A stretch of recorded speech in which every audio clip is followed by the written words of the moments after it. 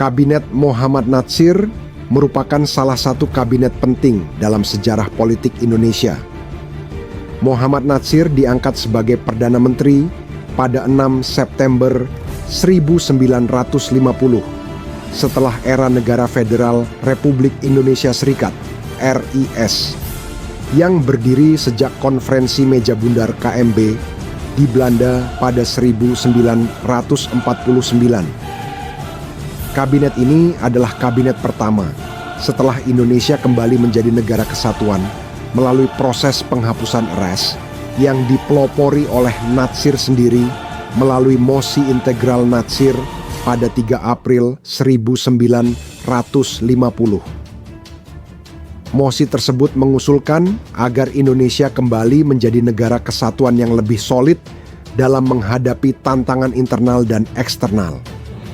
Setelah proklamasi kemerdekaan 1945, Indonesia menghadapi berbagai gejolak politik dan kedaulatan akibat tekanan dari Belanda yang ingin mengembalikan kekuasaannya di Indonesia. Hal ini berujung pada berbagai perundingan yang pada akhirnya memunculkan RIS, namun banyak kalangan nasionalis termasuk Natsir menilai bahwa struktur federal ini justru melemahkan kedaulatan Indonesia karena membuat negara terfragmentasi menjadi beberapa negara bagian. Natsir yang merupakan tokoh dari Partai Masyumi dikenal memiliki visi negara kesatuan yang kuat.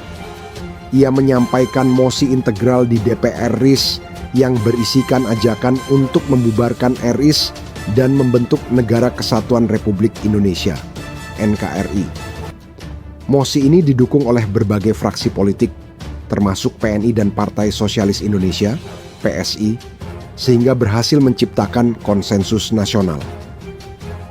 Berdasarkan keberhasilan mosi integral tersebut, pada 6 September 1950, Natsir ditunjuk oleh Presiden Soekarno untuk menjadi Perdana Menteri. Kabinet Natsir ini dikenal sebagai kabinet koalisi yang melibatkan Masyumi sebagai partai mayoritas serta beberapa partai lain seperti PNI dan PSI.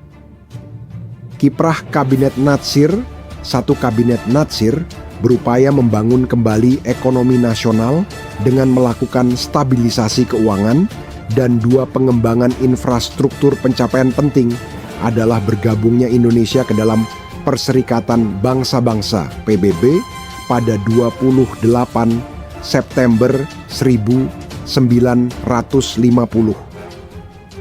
Ini menandai pengakuan internasional yang lebih luas terhadap kedaulatan Indonesia.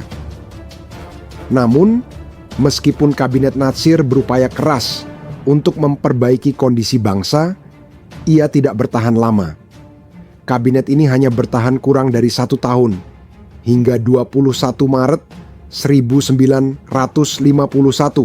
Salah satunya PNI, sebagai salah satu partai terbesar di Indonesia, tidak puas dengan beberapa kebijakan Natsir, terutama terkait dengan program ekonomi dan ketidakpuasan terhadap dominasi Masyumi dalam kabinet. Kiprah Natsir sebagai Perdana Menteri, meski singkat, memberikan kontribusi besar dalam pembentukan kembali NKRI serta memperkuat posisi Indonesia di kancah internasional.